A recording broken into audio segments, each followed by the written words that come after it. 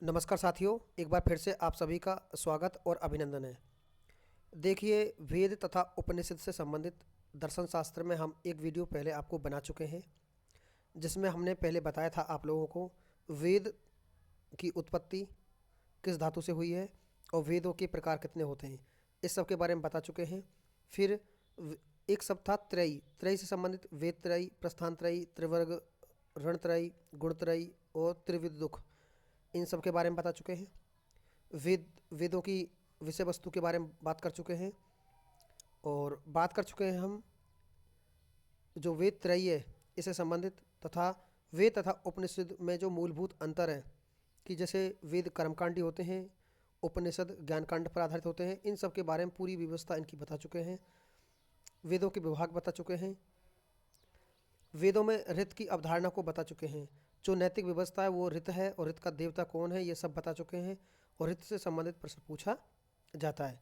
तो इसमें जो कर्मवाद है, गीता ने से कर्मवाद माना, उसके बारे में बता चुके हैं। ऋत की परिभाषा बताई थी हमने।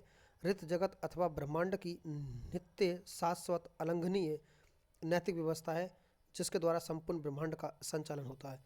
तो यहाँ तक हम पढ़ा चुके थे फर्स्ट वीडियो में। जो यूनिट नंबर फर्स्ट का जो सेकंड वीडियो था जिसमें हम वेद और उपनिषद की बात कर रहे थे, उसमें हमने बात की थी। तो इस वेद और उपनिषद में आज हमारा दूसरा वीडियो है। वीडियो को पूरा देखना और पूरा जो मैटर है हम आपके सामने पेश कर रहे हैं। अगर इसके पीडीएफ चाहिए आपको तो हमारा टेलीग्राम चैनल है जीके बाय विनोद सर, आप उसे ज्वाइन करिए। आपको टेलीग्राम पर इनकी पूरी पीडीएफ मिल जाएगी और आप इनको नोट्स भी निकलवा सकते हैं और इनको पढ़ भी सकते हैं। तो संपूर्ण सिलेबस को ध्यान में रखते हुए पूरा लिखा गया है और ये कंटेंट आपको अन्य कहीं नहीं मिलेगा यूट्यूब पर। रीज़न क्या है कि कोचिंग वाले अपने कंटेंट को बेचते हैं, ना कि फ्री में बांटते हैं। तो थोड़ा ध्यान रखें। बात करेंगे आज वेदों में देवता। जो वेदों में जो देवता रहे हैं उन देवताओं के बारे में हम पढ़ेंगे कि वेदों में कौन कौन से देवता माने गए हैं और कौन सा देवता इम्पोर्टेंट माना गया था और इसके बारे में। और ये जानेंगे कि जो देवता थे वैदिक देवता वो कितने प्रकार के माने गए थे उस समय पर। और जैसे अंतरिक्ष का देवता प्रमुख कौन था, पृथ्वी लोक का प्रमुख देवता कौन था, और अंतरिक्ष के बाद में अगर हम बात कर लेते हैं आकाशीय देवता कौन था जो इम्पोर्टेंट माना गया था। तो पहले तो हम देखेंगे कि जो देवता है वो किस शब्द से, इसकी उत्पत्ति कैसे हुई है। देखिए, देवता शब्द की उत्पत्ति दिव धातु से हुई है। किससे हुई है? दिव धातु से हुई है, और जिसका अर्थ होता है यानी जो प्रकाश के अर्थ में लिया जाता है या चमकने के अर्थ में प्रयोग किया जाता है। जो देवता शब्द है उसकी उत्पत्ति दिव धातु से हुई है, जिसका अर्थ चमकने से लिया जाता है या प्रकाश से लिया जाता है। तो इसकी परिभाषा है जो अपने ज्ञान से स्वयं को प्रकाशित, जो अपने ज्ञान से स्वयं प्रकाशित होता हो तथा दूसरों को भी प्रकाशित करता है, देवता कहलाता है। यानी जो अपने ज्ञान से स्वयं प्रकाशित होता हो तथा दूसरों को भी प्रकाशित करता हो, देवता कहलाता है। वेदों में 33 करोड़ देवता माने गए हैं। वेदों में 33 करोड़ देवताओं का उल्लेख किया गया है। उनमें से प्रमुख और प्रिय जो देवता हैं वो है 3। कितने देवता हैं प्रमुख? 3 देवता हैं, और 3 देवता इस प्रकार हैं। देखिए, ये प्रश्न कई बार पेपर में पूछा गया है। जो पृथ्वी स्थानीय देवता है उसका नाम तो है अग्नि। क्या नाम है? अग्नि। और अंतरिक्ष स्थानीय जो देवता है उसका नाम है इंद्र। और जो आकाशीय आकाशीय या धू स्थानीय देवता, धू स्थानीय भी दे सकता है, आकाश का पर्यायवाची होता है, तो वो है वरुण। तो इनमें से भी इम्पोर्टेंट क्या है वो आपको समझना है। देखिए, जो वरुण है, आपने मैंने पीछे वीडियो में लेक्चर में बताया है, यानी ऋतस्य गोपा, यानी ऋत का जो देवता है वो कौन है? तो ऋत का जो देवता है वो है वरुण। और जो इंद्र है, ये ऐसा बताया जाता है कि वैदिक काल में सबसे जो श्रेष्ठ देवता माना गया था वो था इंद्र। कौन सा था? इंद्र देवता सबसे श्रेष्ठ माना गया था, क्योंकि इसका 250 बार उल्लेख किया गया वेदों में। कितनी बार? 250 बार इसका उल्लेख किया गया है। जबकि जो वरुण देवता है, वरुण देवता, इसका बहुत ज़्यादा बार उल्लेख नहीं किया गया है।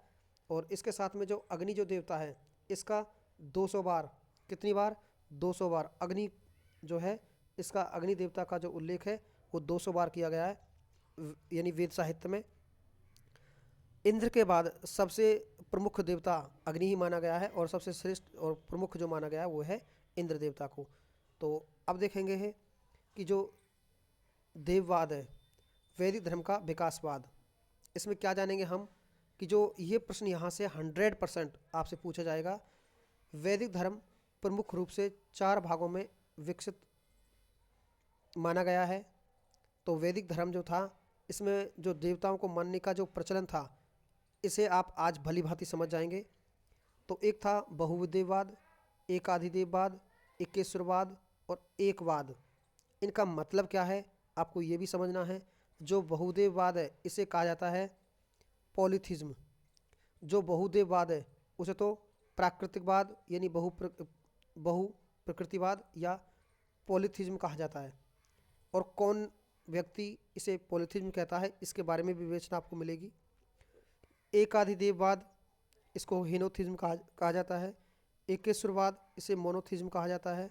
और एकवाद, इसे मोनिज्म कहा जाता है। ध्यान रहे, पेपर में आपसे ऐसे प्रश्न कम चांस से पूछा जाता है। वो पूछता है बहुदेववाद की परिभाषा क्या है या बहुदेववाद होगा। तो अब इसे एक एक करके आप समझेंगे। देखिए काफ़ी अच्छा है, आप वैसे भी मैं नॉर्मली समझा सकता हूँ, आप इसे देख लो एक बार। बहुदेववाद या बहुप्रकृतिवाद, जिसे पॉलीथिज्म कहा जाता है, ठीक है। इन तीनों का मतलब एक ही है, चाहे तो वो पॉलीथिज्म के बारे में बात कर रहा हो, बहुदेव के बारे में बात कर रहा हो, या बहुप्रकृतिवादी जो वाद है इसके बारे में बात कर रहा हो। देखिए वैदिक दर्शन में धर्म के विकासवाद की वह प्रथम अवस्था जिसमें एक साथ अनेक देवताओं की उपासना को पात्र बनाया जाता है, बहुदेववाद कहलाता है। मेरा कहने का मतलब है, और इस लाइन का कहने का मतलब है, बहुदेववाद का मतलब है एक साथ अनेक देवताओं को मान्यता प्रदान करना। बस इतना समझना है। अगली लाइन देखिए भाई, एक साथ बहुत ज़्यादा देवताओं को मानना कि हम गणेश को भी पूज रहे हैं, भगवान शिव को भी पूज रहे हैं, कृष्ण जी को भी पूज रहे हैं, तमाम जितने भी देवता हैं हम सभी को पूज रहे हैं, वो तो हो गया बहुदेववाद। लेकिन एकाधिदेववाद, ये देखिए ये काफ़ी इंपॉर्टेंट है, यहाँ से प्रश्न आने की पूरी संभावना है आपको। एकाधिदेववाद, इसको हिनोथिज्म कहा है मैक्स मूलर ने। ध्यान रखें, मैक्स मूलर ने इसे हिनोथिज्म कहा है। और यहाँ से प्रश्न किस प्रकार पूछा जाता है वो आपको समझना है। ऐसा बताया जाता है कि इस व्यवस्था में देवता तो बहुत होते हैं, लेकिन एकाधिदेव यानी अधिक में से एक को महत्वपूर्ण माना जाता है और बाकी सब पृष्ठभूमि में चले जाते हैं, यानी गौण माना जाता है। यानी एक को प्रमुख, अन्य पृष्ठभूमि में चले जाते हैं, या ऐसे कह सकते हैं एक प्रमुख और अन्य गौण हो जाते हैं। जैसे मंगलवार का दिन है तो यहाँ हम भगवान क्या नाम है, जो हनुमान जी हैं, हनुमान जी को हम एक प्रमुख मान करके इसकी आराधना करते हैं। तो इसका मतलब हो गया एकाधिदेववाद, मतलब बहुत ज़्यादा देवताओं में से हम सिर्फ एक ही को मान रहे हैं।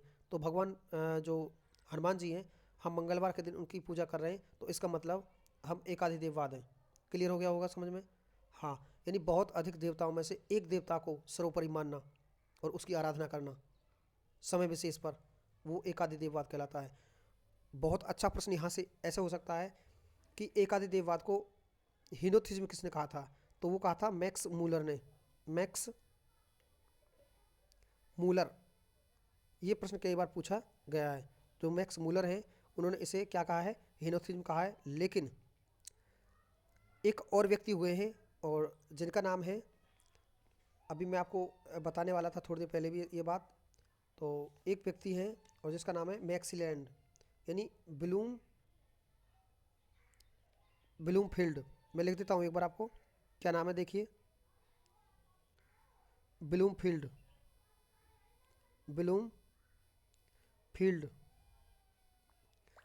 ये एक दार्शनिक हुए हैं ब्लूमफील्ड। और ब्लूमफील्ड ने इसे क्या कहा है? इसे कहा है अवसरवादी एकेश्वरवाद। क्या कहा है इसे? अवसरवादी एकेश्वरवाद। ये प्रश्न पिछली बार तीनों चारों परीक्षाओं में पूछा गया है कि एकाधिदेववाद को ब्लूमफील्ड ने क्या नाम दिया है? तो इसे दिया इन्होंने अवसरवादी एकेश्वरवाद। तो ये तो समझ गए होंगे कि एकाधिदेववाद क्या है, इसे पढ़ने की कोई ज़रूरत नहीं है, और आप पढ़ना चाहें तो मैं पढ़ के सुना देता हूँ आपको। देखिए, एकाधिदेववाद, जर्मन दार्शनिक मैक्स मूलर ने इसे मैक्स मिलर के अनुसार किसी एक देवता को उपासना का पात्र बनाना तथा अन्य सभी देवताओं को पृष्ठभूमि में चले जाना या गौण हो जाना हिनोथिज्म या एकाधिदेववाद कहलाता है। जैसे दिवाली के अवसर पर लक्ष्मी पूजन करना, बाकी सभी देवता गौण हो जाते हैं। क्लियर है। अब बात करेंगे थर्ड नंबर की, एकेश्वरदेव, एकेश्वरवाद या मोनोथिज्म भी कहा जाता है इसको। देखिए, ईश्वर एक है और वह वही अनेक नामों से जाना जाता है। एकेश्वरवाद में आत्मा परमात्मा का भेद बना रहता है। कहने का मतलब है, एकेश्वरवाद का मतलब है कि वो एक ही है परब्रह्म, लेकिन हम उसे अनेक नामों से जान रहे हैं। ये इसकी परिभाषा हो जाएगी। कोई प्रॉब्लम नहीं है, आपको समझ में भी आया होगा एकेश्वरवाद क्या होगा। तो जो एकेश्वरवाद है यानी सबको बनाने वाला क्या है, एक है, ये इसका महत्व हो जाएगा। तो अगला देखिए एकवाद या एक तत्ववाद, इसे मोनिज्म कहा जाता है। एकवाद या एक तत्ववाद, इसे मोनिज्म कहा जाता है। इसे आपको थोड़ा समझना है। इसमें दार्शनिक लक्षण दिखाई देते हैं। इसमें कैसे लक्षण दिखाई देते हैं? दार्शनिक, एक निरपेक्ष सत्ता के अस्तित्व को स्वीकार करने वाला सिद्धांत एकवाद कहलाता है। निरपेक्ष मतलब जिसमें किसी व्यक्ति विशेष का पक्ष ना हो, निरपेक्ष सिद्धांत को करते हैं, स्पष्ट करते हैं। एकवाद के अंतर्गत सर्वेश्वरवाद के लक्षण दिखाई देते हैं और ईश्वर में तथा आत्मा के मध्य तादात्म्य संबंध होता है। यह सिद्धांत यानी सर्वेश्वरवाद के नाम से जाना जाता है। एकवाद दो प्रकार के सूक्तों में विभक्त है। नासदीय सूत्र, देखिए यहाँ से भी प्रश्न पूछा गया पिछली बार कि जो एक तत्ववाद है वो दो सूक्तों में विभक्त है, नासदीय सूक्त और अगला है पुरुष सूक्त। तो इन दोनों सूक्तों के बारे में हम जानेंगे, नासदीय सूक्त क्या है और पुरुष सूक्त क्या है। देखिए, यह सृष्टि से संबंधित सूक्त है। किससे संबंधित है? सृष्टि से संबंधित। इसमें परम सत्ता की जगत का यानी परम सत्ता ही जगत का प्रमुख मूल कारण माना जाता है। परम सत्ता तपस है। परम सत्ता को क्या माना है इसने? तपस। और परम सत्ता तदेकम है। परम सत्ता यानी हिरण्य मार्ग है। और इसमें देखिए आगे जो दे रखा है पुरुष सूक्त में, ऋग्वेद में पुरुष सूक्त का प्रयोग किया गया है। तो जो पुरुष सूक्त है उसका ऋग्वेद में प्रयोग किया गया है। पुरुष सूक्त आत्मा का सूचक है।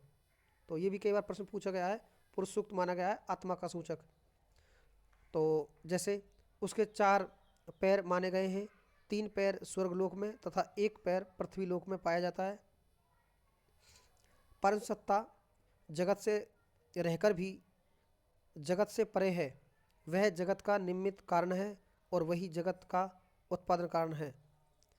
मकड़ी के जाल के समान, इसलिए निमित्तोपादेन वाद के नाम से भी इसे जाना जाता है। परम पुरुष आत्मा में सर्वेश्वर यानी सर्वेश्वरवाद लक्षण नजर आते हैं। आगे देखते हैं। देखिए जो आज हमने पढ़ा है वैदिक संस्कृति से संबंधित, कल हम उपनिषद के बारे में जानकारी प्रोवाइड करेंगे। तो एक बार इसका क्विक रिवीजन देख लेते हैं। देखिए क्विक रिवीजन इस प्रकार है। वेदों में जो देवता है इसके बारे में हमने जाना था। वेदों में जो देवता है वो दिव्य धातु से बना है, जिसका अर्थ है चमकने के रूप में या प्रकाशमान। खुद प्रकाशमान होता है और दूसरों को भी करता है।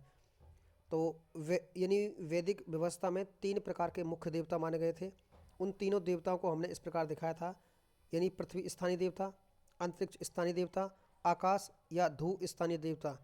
तो जो सबसे श्रेष्ठ देवता माना गया था वो अंतरिक्ष देवता है, जिसका नाम इंद्र है। इसका 250 बार उल्लेख किया गया है और अग्नि इसके बाद इम्पोर्टेंट माना गया है। वरुण देवता को हम ऋतस्य गोपा अर्थात ऋत का देवता भी कहते हैं। इसके बाद में आगे हमने बात की थी वैदिक धर्म का विकासवाद। यानी वैदिक धर्म के विकासवाद में हमने जाना था कि वहाँ जो देवताओं को मानने का जो प्रचलन था वो किस प्रकार का था। तो यहाँ 4 प्रकार के देवताओं को मानने की परंपरा है।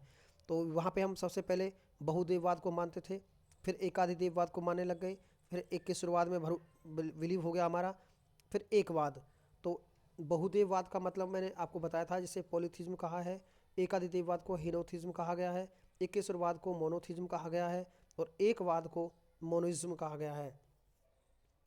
देखिए साथियों, यहाँ से प्रश्न 100% पूछा जाता है कि मैंने बताया था कि बहुदेववाद का मतलब है कि एक साथ बहुत सारे देवताओं को मानना, और सेकंड जो है एकाधिदेववाद, यानी बहुत सारे देवताओं में से एक को श्रेष्ठ मानना। जैसे दिवाली पर लक्ष्मी पूजन करना, मंगलवार पर भगवान हनुमान को मानना।